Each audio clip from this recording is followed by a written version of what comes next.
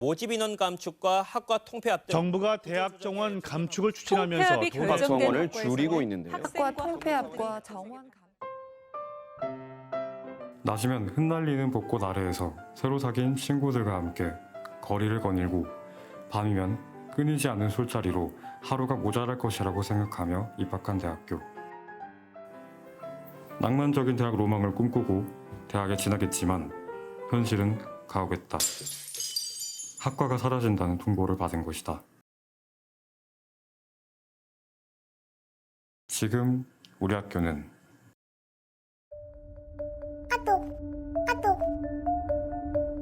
학과 통폐합 이슈는 대학 커뮤니티와 각종 SNS를 뜨겁게 달궜다. 당사자들은 어떤 반응을 보였을까? 저희 인문문화부 학생회 측에서는 3월 8일 구조조정 개편 학과 대상으로 선정되었다는 소식을 확인을 했습니다. 이거를 이제 확인하게 된 경로는 총학생회 단톡방에 올라왔던 그 공지글을 보고 저희 학과와 국제어문학과가 구조조정 대상이라는 걸 알게 되었고, 또한 AI융합대학 거기도 마찬가지로 구조조정 대상 학과라는 걸 확인했습니다. 그리고 이렇게 되는 게 말이 안 되는 일이잖아요. 그래서 굉장히 좀 당황스럽고 황당했고, 근데 저는 학과의 대표자로서 학과가 폐지가 되면 안 되는 이유에 대해서 학교 측에 항의를 해야 되는 상황이기 때문에 놀랍고 황당하다고 해서 가만히 있을 수가 없으니까 어떻게 해서든지 대비를 해서 그 기회를 좀 잡으려고 했던 것 같습니다. 학과 통폐합에 대해서 일단 반대하는 입장이고, 왜냐하면 학교 측에서 미리 사전에 얘기도 안 했고 예고도 없었고, 학생들의 의견을 좀 수렴을 해서 이제 결정을 내려주셨으면 하는데 그런 것도 없었고, 이제 통폐합이 되면은 저희 과 재학생들이나 특히 신입생들이 많이 피해를 입을 상황도 많이 생기니까, 그래서 저는 반대하는 입장입니다. 그 간담회 때도 이야기를 해봤지만 더 이상은 저희 학과에 대한 어떻게든 구제를 해주겠다거나 이런 식의 진행이 아예 불가능할 것 같아서 저희는 그 서명운동을 그런 이유로 진행을 시키게 됐었습니다. 3월 17일에 진행됐던 간담회의 그 참고 자료로 저희가 쓰기 위해서 서명운동을 진행을 했고요. 그 서명운동은 부당하게 학과 구조 개편으로 대상으로 선정된 저희 학과의 억울함을 인제대 재학생분들을 상대로 공론화를 시키고 반대 측의 입장을 공식적으로 모으기 위한 그런 방안이었었습니다. 그리고 또한 저희 학과뿐만 아니라 모든 인제대 재학생 학우들을 대상으로 받았고, 그 다른 학과 학생들도 좀 경각심을 가지고 이게 좀 잘못된 사안이고 우리가 아니라 모두가 그렇게 될 수 있다라는 걸 알리고 싶어서 진행을 했던 것 같습니다.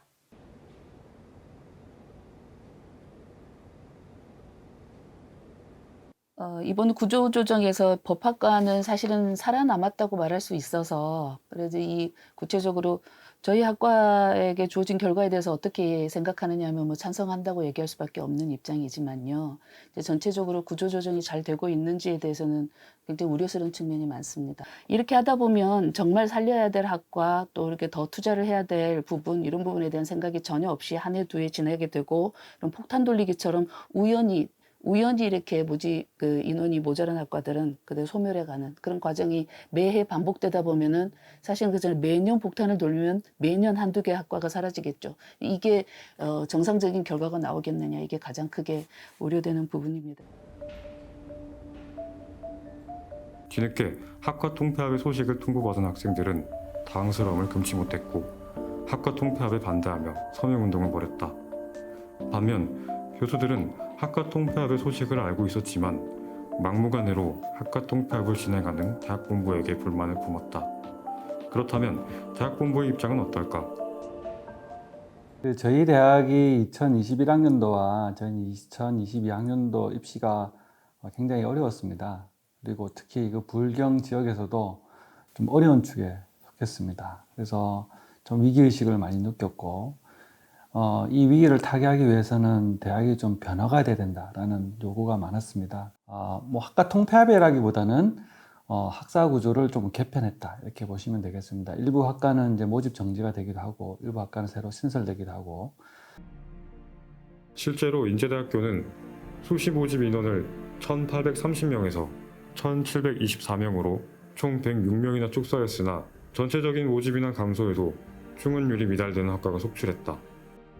그중 이번 학과 통폐합의 하두에 오른 인문문화학부와 국제어문학부의 경우 모집 인원을 축소시켰음에도 불구하고 2022년 수시 모집 지원자가 전년도 대비 적게는 10명, 많게는 20명까지 감소했다. 수시 결과가 저희 대학 굉장히 어려웠습니다. 경남 지역 대학 중에서는 거의 이제 최하위권에 속하는, 그래서 저희가 지금 굉장한 위기감을 느끼고 있습니다. 해당 학과 학생들을 포함해서 일반 학생들은 이 구조 개편 내용을 지난주 목요일 오늘로부터 3일 전 제1차 구조 개편 청회에서 모두 처음 알게 되었습니다. 그마저도 대학 본부에서의 공지와 홍보가 미진하여 해당 학과 교수님들의 참여도는 매우 저조하였고 사실상 유의미한 간담회가 될 수 없는 지경인 상황이었습니다. 학생들은 소통의 문제를 꼬집었다. 그리고 일부에서는 대학 본부가 교수진과도 제대로 된 소통을 하지 않았다는 목소리가 나왔다. 필요에 따라서는 전체 교수님들을 만나서 회의를 진행하기도 하지만 공식적으로는 그 대표인 학과장님을 통해서 의견을 전달하고 학과의 공식적인 의견은 본부를 통해서 전달하고 그리고 사전에 그 문구는 다 해결됐다. 그렇게 말씀드릴 수 있겠습니다.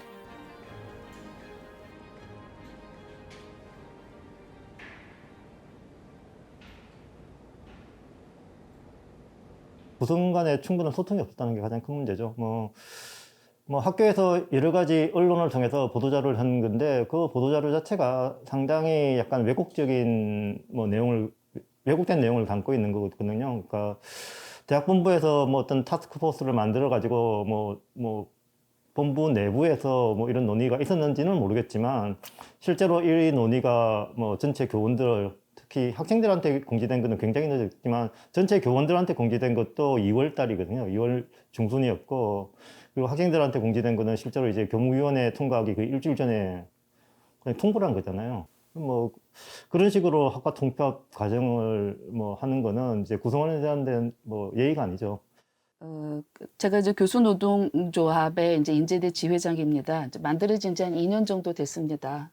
근데 말은 노동조합이지만 우리가 어떤 권익 실현을 위해서만 활동하냐면 그렇지 않습니다. 가장 중요한 관점은 대학이 정상적으로 발전하는 것을 원하는 것이고요. 이번에 구조조정에 대해서도 아까 좀 전에 말했던 것 같은 관점으로 대응하고 좀 개선해 보려고 애를 썼습니다.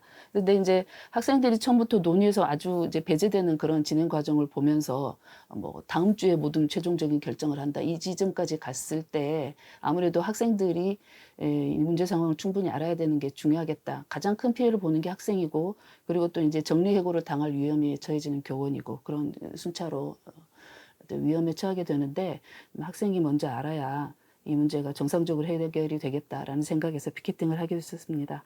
지금은 조금은 더 아쉬운 부분은 학생들이 사실은 학교가 계획했던 모든 것을 받아들여준 셈이거든요. 그 부분에서 교수들이 먼저 손을 들어버린 항복을 해버린 그런 측면도 있어서 오히려 죄송하다고 말씀을 드려야 될 부분이기는 한데 학생들도 조금 더 이 문제를 장기적으로 계속 자기 권익을 지키기 위해서 대응을 해 나갔으면 좋겠다. 내년에 다시 새로 구조조정 얘기가 됐을 때 조기에 적극적으로 참여하는 모습을 보여주면 좋겠다. 같이 협력하겠다. 이렇게 말씀을 드리고 싶습니다.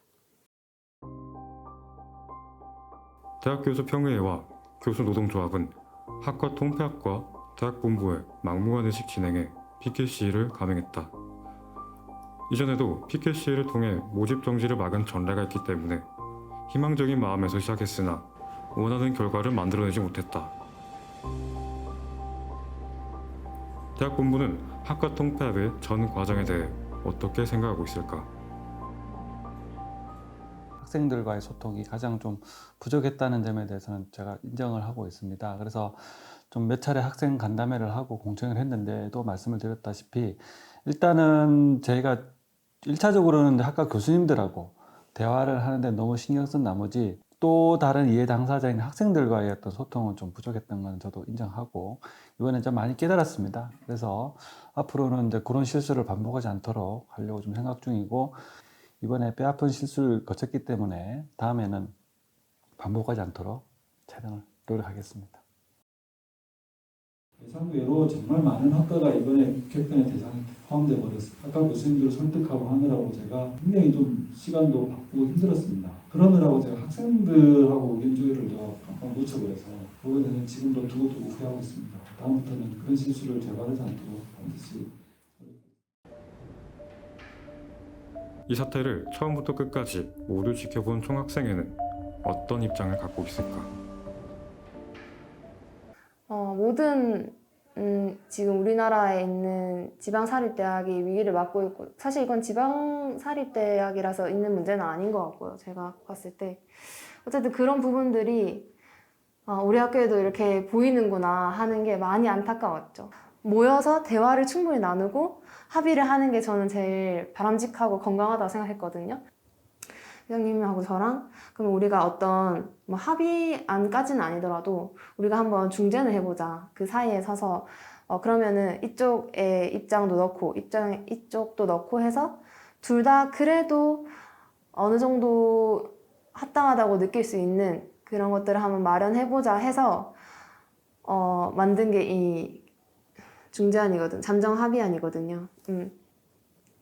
일단은 어떻게 일단락은 돼야 되니까 그 생각을 하면서 중재안을 썼던 것 같아요. 그러니까 각자가 어느 정도 이해할 수 있고 납득할 수 있는 내용으로 그게 사실 중재의 뜻이기도 하고 막 이렇게 하는 게 어때요 정도였지 저희도 근데 그래서 그 과정이 쉽지는 않았지만 어쨌든 중재안을 완성하기는 했고 최고였다 이렇게 말할 수는 없지만 어쨌든 성공적으로 중재안이 나왔고 그거에 대해서 뭐 대학 본부랑 그 학과 학생회 내지는 그냥 학생 구성원이랑 총학생회가 그래도 그 중간에 증인식으로 증명하는 식으로 일단은 같이 이 서명을 했고 네 그랬죠. 네, 학우 여러분 안녕하십니까. 인제대학교 총학생회 총생회장 남우일입니다.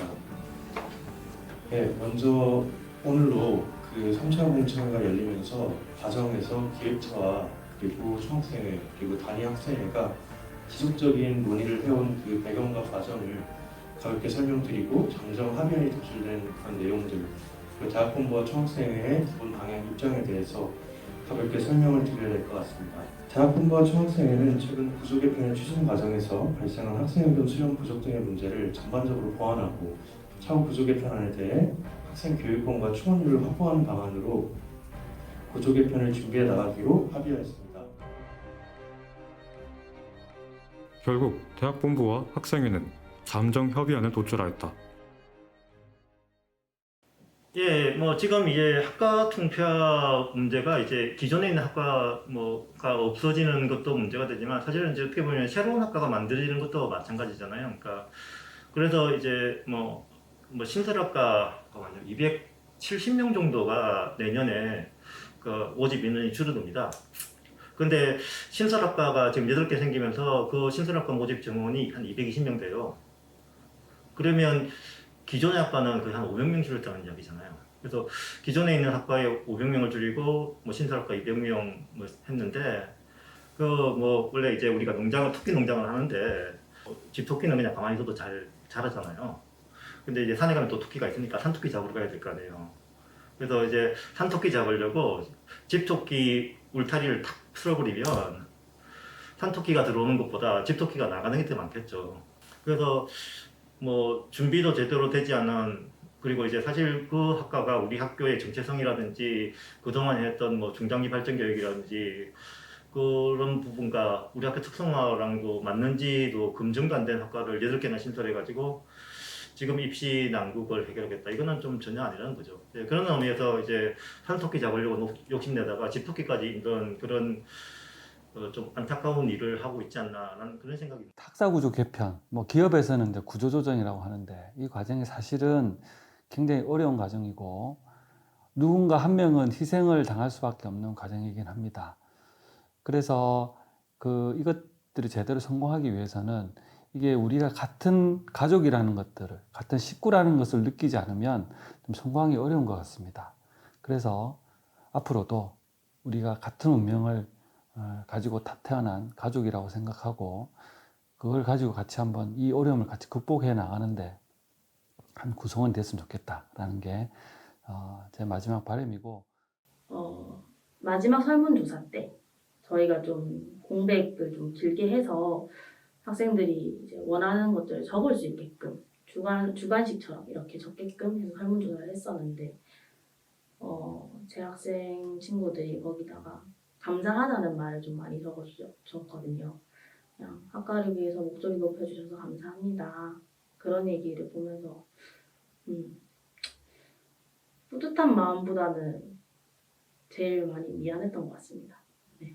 근데 이런 감정을 학교가 느끼게끔 한 거잖아요. 이해는 되고 어쨌든 받아들이긴 했는데 아직까지도 지금 저희 한 달 지났죠. 이런 걸 진행을 했던 게 한 달 반 정도가 지난 것 같은데 아직도 지금 이 얘기를 하면은 많이 좀 마음이 좋지 않고, 그래도 남은 1년 동안만이라도 저희 지금 학과에 있는 제 학생들이 좀 학교 생활을 즐기고, 내년에는 신입생이 없으니까 좀 즐기고 할 수 있게끔 노력할 것 같고요.